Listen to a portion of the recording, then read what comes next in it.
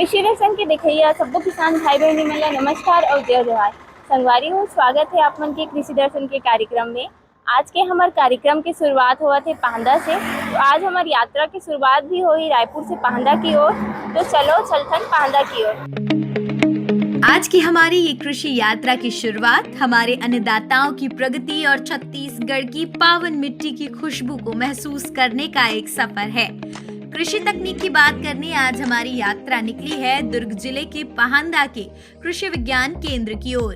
अभी हम पहुंचे हैं रायपुर के खारून नदी किनारे बसे महादेव घाट में, जो बाबा हटकेश्वर नाथ की नगरी है, जो अपनी दिव्यता और शांति के लिए प्रसिद्ध है।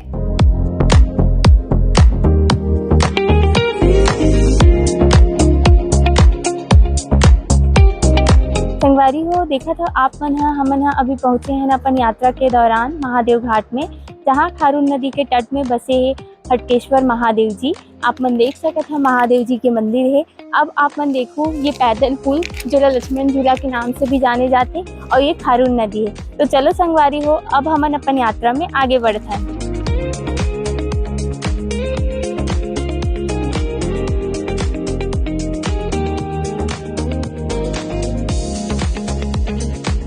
किसान भाई हो एक बार फिर से आप मन के स्वागत है। हमन अब पहुंच चुके हैं कृषि विज्ञान केंद्र पाहंदा में। तो आज के हमारे चर्चा के विषय है धनिया के फसल से लाभ के बारे में। तो चलो चलथन हमन कृषि विज्ञान केंद्र पाहंदा की ओर। हमारी मंजिल है दुर्ग जिले का पाहंदा गांव, जहां स्थित है कृषि विज्ञान केंद्र। यहाँ के वरिष्ठ प्रमुख वैज्ञानिक विजय कुमार जैन ने बताया कि किसानों के भविष्य को संवारने में कृषि विज्ञान केंद्र जुटा हुआ है। यहाँ की टीम किसानों को आधुनिक प्रशिक्षण दे रहे हैं, ताकि उन्हें अपनी मेहनत का सही मोल मिल सके और वो लाभान्वित हो सके। यहाँ किसानों को पुरानी पद्धति के साथ साथ नई तकनीक से जोड़ा जा रहा है, जिससे कम लागत में ज्यादा पैदावार ली जा सके। आज के समय में किसानों की आय बढ़ाने के लिए, उन्नत खेती के लिए, किसानों को उनकी प्राकृतिक जो भी स्रोत हैं, सिंचाई का साधन, बीज, समय पर बीज मिलना, उच्च गुणवत्ता के बीज मिलना, उसके साथ साथ सारी खेती करते वक्त भी उनको एक जानकारियों का होना अति आवश्यक है। और जब जानकारी की हम बात करते हैं तो जिस हिसाब से समय बदल रहा है, उन्नत टेक्नोलॉजी इस कृषि में भी आ गई है, तो किसानों को इन सब चीज़ों से जागरूक होने के लिए इन सब संसाधनों के अलावा प्रशिक्षण का भी होना एक अनिवार्य है। अगर वो प्रशिक्षित अच्छा तकनीक का उनको पूरा ज्ञान हो जाए तो निश्चित रूप से किसानों की उपज भी बढ़ती है। कम खर्चे में कैसे अधिक उपज ली जाए, अधिक आय बढ़ाई जाए, इसकी पूरी जानकारी उनको मिल जाती है। जब हम प्रशिक्षण की बात करते हैं आज के समय में, तो सबसे महत्वपूर्ण होता है कि उनको जो भी नवीन तकनीकें आ रही हैं, कृषि से संबंधित नए नए कृषि उपकरण आ गए हैं, नई नई टेक्नोलॉजी आ गई है, उन सब की उनको जानकारी होना अति आवश्यक है। और इस दिशा में जो हमारा कृषि विज्ञान केंद्र है पाहंदा दुर्ग में काम करता है।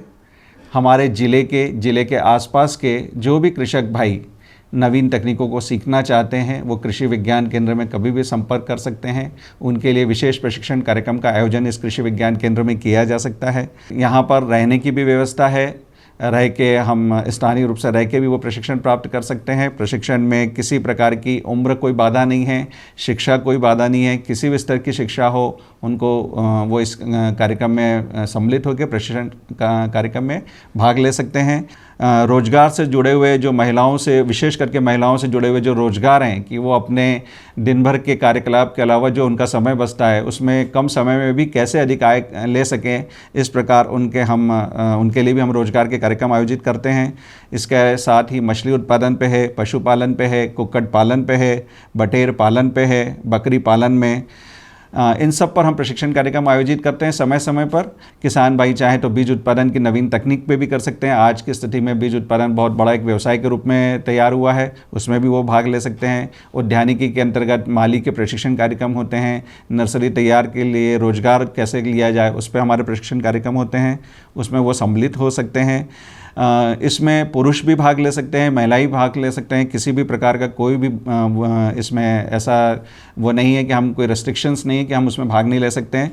और आज जो अभी आप देख रहे हैं पूरे देश भर में जो मिलेट हमारा चल रहा है, मोटे अनाजों का जो दिन प्रतिदिन मांग बढ़ती जा रही है राष्ट्रीय स्तर पर, और उस स्तर के लिए भी आप यहाँ पर कैसे उसको उगाएं, कैसे उसका प्रसंस्करण करें, कैसे उससे नए नए उत्पाद बनाएं और उसको व्यवसाय के रूप में एक समूह बना के एफपीओ बना के किस प्रकार आप पूरे राष्ट्रीय स्तर पर या अंतर्राष्ट्रीय स्तर पर कैसे उनका निर्यात कर सकते हैं, इस सभी दिशा में हमारे यहाँ इस पर प्रशिक्षण आयोजित किया जाता है। अपन यात्रा में हमन अब पहुंच चुके हैं कृषि विज्ञान केंद्र पहाड़ा में धनिया के खेत में। जैसे कि अपन देख सकते हो कितना सुंदर धनिया के फसल लगे हैं। और आज के हमारे चर्चा के विषय है धनिया की खेती से लाभ के बारे में। और हमारे चर्चा के विशेषज्ञ है डॉक्टर कमल नारायण वर्मा जी, जो कि है विषय वस्तु विशेषज्ञ कृषि विज्ञान केंद्र पहाड़ा से। तो चलो हमन ये चर्चा की तो शुरुआत करबो, पहले देख लेते हैं एक छोटे से संदेश।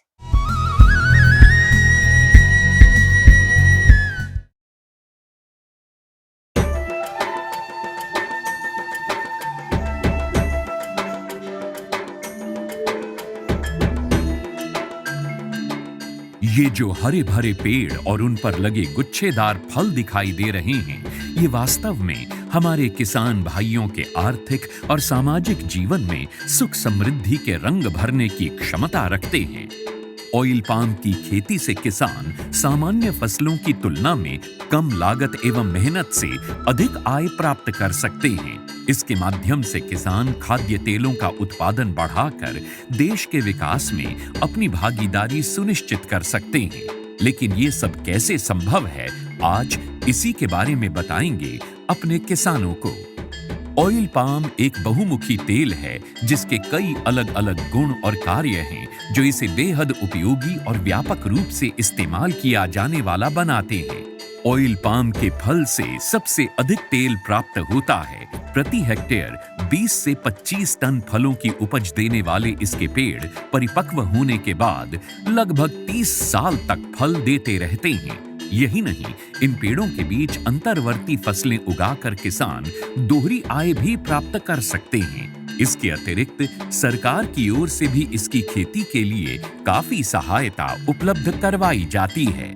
भारत सरकार की ओर से 2021-22 में खाद्य तेलों पर राष्ट्रीय खाद्य तेल मिशन, तेल palm national mission on edible oils, oil palm NMEO-OP की शुरुआत की गई। इसके अंतर्गत किसानों को ऑयल पाम की पौध सामग्री, अंतर्वर्ती खेती एवं रखरखाव, ड्रिप सिंचाई, डीजल, बिजली, सोलर पंप सेट, बोरवेल, फल कटाई उपकरणों एवं पुराने पौधों की पुनः रोपाई के लिए सब्सिडी प्रदान की जाती है। इस मिशन के अंतर्गत किसानों को 1 से 5 लाख तक की राशि प्रति हेक्टेयर की वित्तीय सहायता उपलब्ध कराई जाती है। सरकार द्वारा ऑयल पाम की पौध सामग्री के लिए 20 से 29 हज़ार रुपये प्रति हेक्टेयर की सहायता मिलती है। इसके अलावा भी सरकार पहले 4 साल तक 42,000 रुपये प्रति हेक्टेयर की सहायता अंतर्वर्ती फसल एवं रखरखाव के लिए भी मुहैया कराती है। इस मिशन के अंतर्गत ड्रिप सिंचाई के लिए 30,000 रुपये प्रति हेक्टेयर की सहायता अतिरिक्त दिया जाता है। साथ ही किसानों के लिए फसल कटाई मशीन और ट्रैक्टर ट्रॉली की खरीद के लिए भी सहायता का प्रावधान है। कुछ किसानों के मन में ये शंका है कि ऑयल पाम के पेड़ों की सिंचाई के लिए अधिक मात्रा में पानी की आवश्यकता होती है। ये पर्यावरण के लिए ठीक नहीं है। कुछ ये भी कहते हैं कि ये धरती के उपजाऊपन के लिए भी हानिकारक हैं। किंतु जिन किसानों को ऑयल पाम की खेती से आज लाखों रुपए की वार्षिक आय प्राप्त हो रही है, उनका कहना है कि ये सारे संचय निराधार हैं। ऑयल पाम का खेती में धान और गन्ने से कम पानी लगता है। इसमें गवर्नमेंट का तरफ से ड्रिप सिंचाई के लिए पैसा भी दिया जाता है। मैंने 2015-16 से ऑयल पाम की खेती की है और इससे पर्यावरण को कुछ नुकसान है ही नहीं। और इनका जो पेड़ पौधा होता है, इनसे हम मल्चिंग भी यूज़ करते हैं और इनका यूज से हम काफ़ी सारा ज़मीन में नमी लेते हैं। और इनके अंदर इंटरक्रॉप जो है, जो कपास वगैरह लगाते हैं तो हम डबल गुण आय लेते हैं और अच्छा रहता है। ऑयल पाम की खेती के लिए मुझे सरकार ने पौधे सीडलिंग देते हैं। वो जब बड़ा हो जाता है, जो फल जो देता है, हर महीने सरकार उसी फल खरीदने के लिए एक रेट बना के देते हैं। वही रेट पे कंपनी खरीद लेते हैं। मैं काट के इकट्ठा कर देता हूँ, कंपनी उठा के लिए जाते हैं। ऑयल पाम के लिए सरकार उत्पादों की तत्काल खरीद करती है। साथ ही सरकार एक वायबिलिटी मूल्य भी घोषित करती है ताकि यदि भाव अचानक गिर जाए तो उस अंतर का भुगतान सरकार किसानों को करती है। सच तो ये है कि ऑयल पाम की खेती हमारे किसानों को और अधिक समृद्ध और ग्रामीण अर्थव्यवस्था को और अधिक सशक्त बना रही है। आप भी इसकी खेती और सरकारी सहायता का लाभ उठाएं और अपनी आर्थिक स्थिति को बेहतर बनाएं।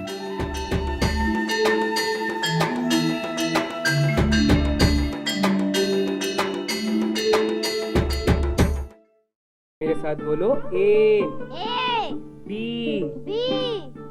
अरे नादान, बच्चे को एबीसी सिखा रहा है।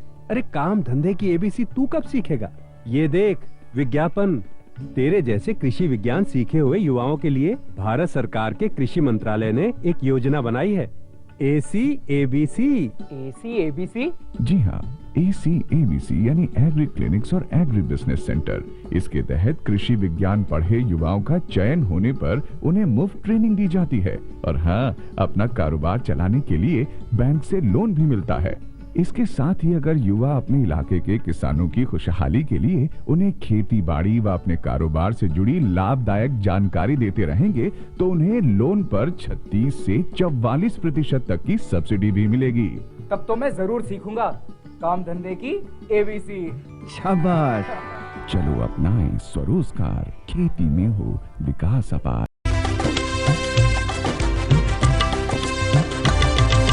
सहकारिता के बल पर विकास के लिए उठे कदम, जन सहकार की ताकत लेकर आगे बढ़ते जाएं हम। जन जन ने इस क्रांति में है विश्वास जगाया, हम सब ने मिलकर विकास का परचम है फहराया।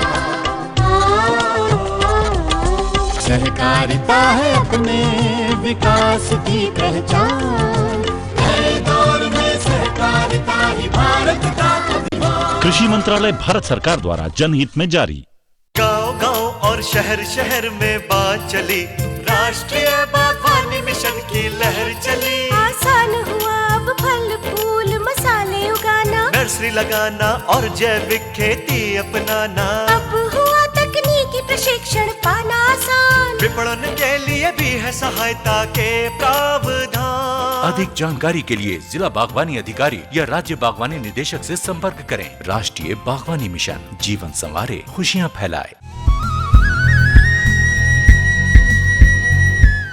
संगवारी संदेश के बाद एक बार फिर से आप मन के स्वागत है। हमन चर्चा करतन धनिया की खेती से लाभ के बारे में, तो चर्चा के विषय में चलो आगे बढ़तन। अब हमन बात करबो धनिया के फसल के लिए उपयुक्त जलवायु कौन से होते, साथ ही साथ धनिया की फसल ला कौन से मौसम में लगाना है। चलो देखते हैं हमारे विशेषज्ञ का जानकारी देवत है। रसोई का स्वाद बढ़ाना हो या खाने की सजावट, धनिया के बिना हर व्यंजन अधूरा है। लेकिन क्या आप जानते हैं कि आपकी थाली तक पहुंचने वाली ये हरी पत्तियां किसानों के लिए हरा सोना साबित हो रही है। इसमें लागत है कम, समय है कम, लेकिन मुनाफा है बेमिसाल। जी हाँ, धनिया की खेती जो छोटे और सीमांत किसानों के लिए समृद्धि का नया रास्ता खोल रही है। धनिया की खेती के लिए ठंडी और शुष्क जलवायु सबसे बेहतर मानी जाती है। विशेष रूप से 20 से 25 डिग्री सेल्सियस का तापमान इसकी बढ़ोतरी के लिए आदर्श है। धनिया एक प्रमुख मसाला वाली फसल है। छत्तीसगढ़ की जलवायु और मिट्टी इसकी खेती के लिए उपयुक्त है। साथ ही धनिया कम लागत और कम समय में अधिक उत्पादन देती है, जिससे किसानों को अधिक लाभ मिलता है। इसके लिए ठंड एवं शुष्क जलवायु उपयुक्त है, जिसमें 20 से 25 डिग्री सेंटीग्रेड तापक्रम उचित माना जाता है। इसके लिए मिट्टी जो है बलुअर मिट्टी से लेके हल्की काली मिट्टी सबसे उपयुक्त है, जिसका pH मान 6 से 8 होना चाहिए। मिट्टी की बात करें तो अच्छी जल निकासी वाली दोमट मिट्टी इसके लिए सर्वोत्तम है। खेती से पहले अपने खेत को 2 से 3 बार गहरी जुताई कर भरपूरा बना ले। आखिरी जुताई के समय प्रति एकड़ लगभग 5 से 8 टन सड़ी हुई गोबर खाद जरूर डालें।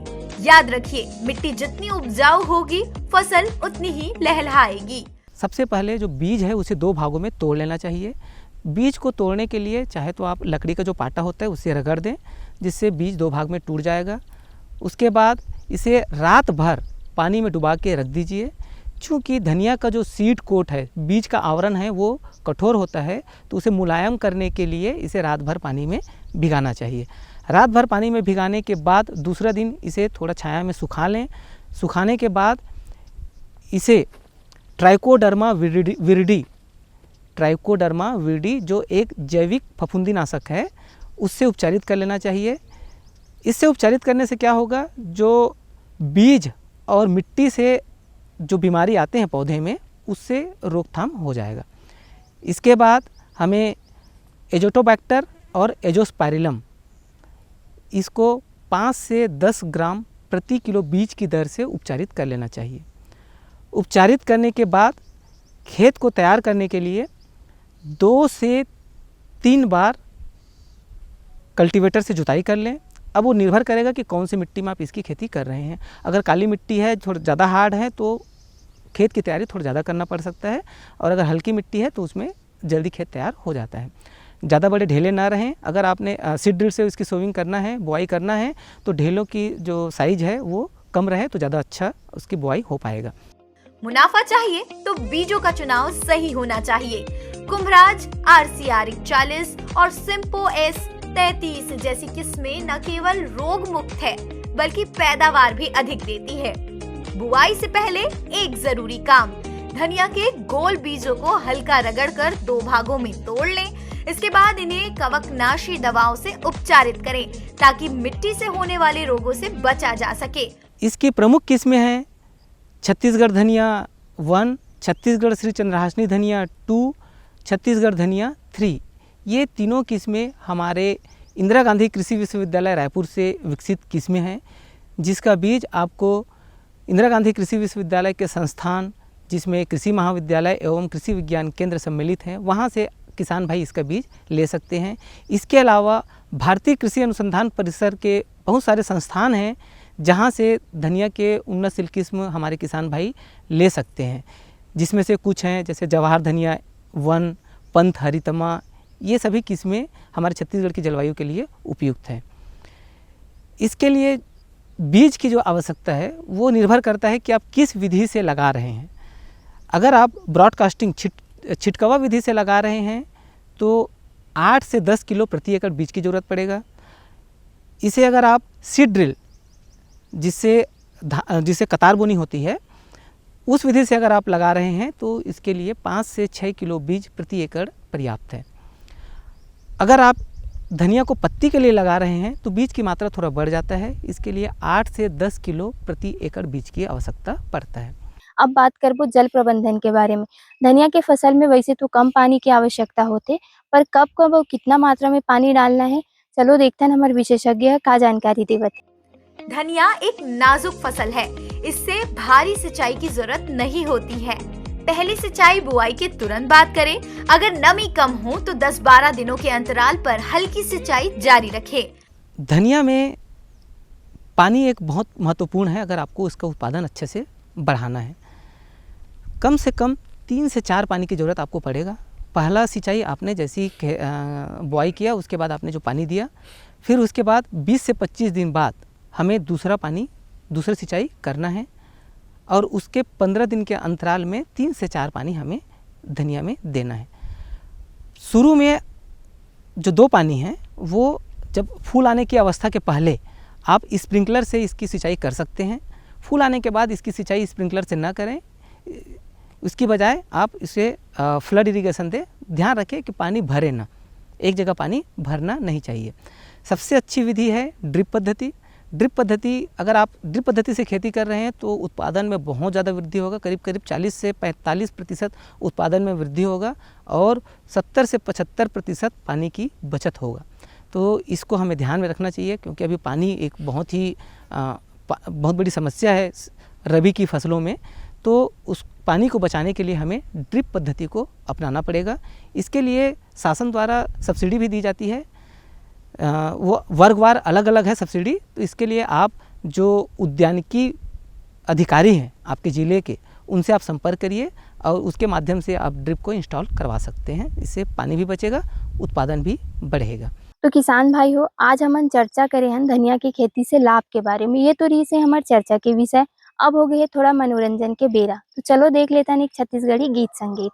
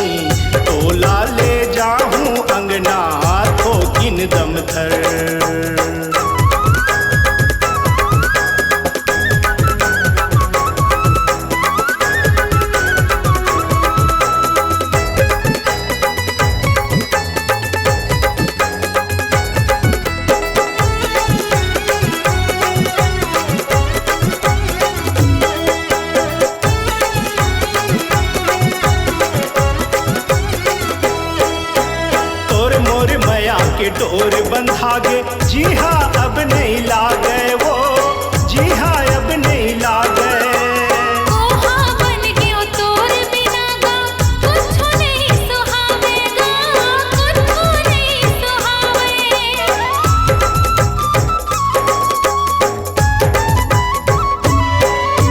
तोर मोर माया के डोर बंधागे, जी हाँ अब नहीं लागे वो, जी हाँ अब नहीं लागे।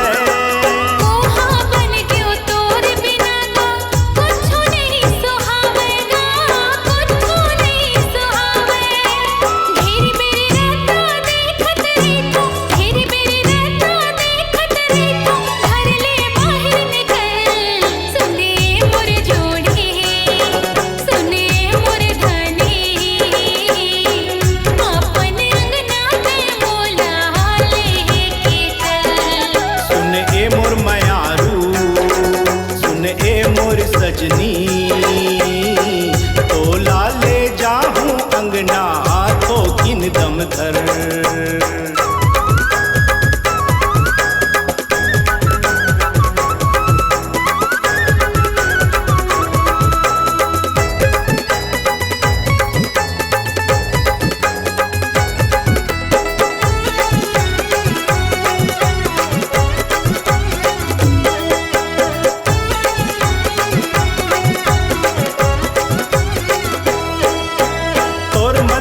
मुझकई मोला अपड़ सुरता आथे वो, अपड़ सुरता आथे।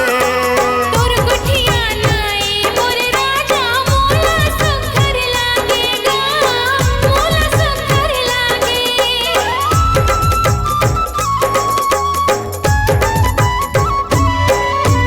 तोर मंद मंद मुझकई मोला अपड़ सुरता आथे वो, अपड़ सुरता आथे।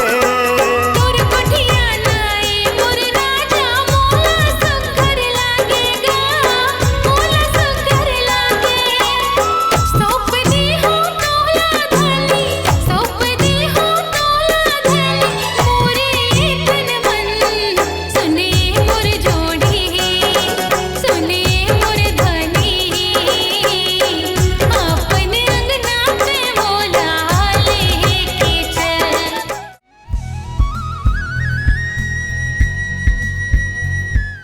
तो देखे उन्हें किसान भाइयों कितना सुंदर छत्तीसगढ़ी गीत संगीत रही से, साथ ही साथ आज के हमार चर्चा के विषय रही से धनिया के खेती से लाभ के बारे में हमार विशेषज्ञ भी बहुत ही अच्छा जानकारी दी से। तो ये हमार चर्चा के विषय यहीं समाप्त हुआ थे। फिर मिलबो एक नया यात्रा में, नया जगह में, नया चर्चा के साथ। तब तक के लिए जय जोहार।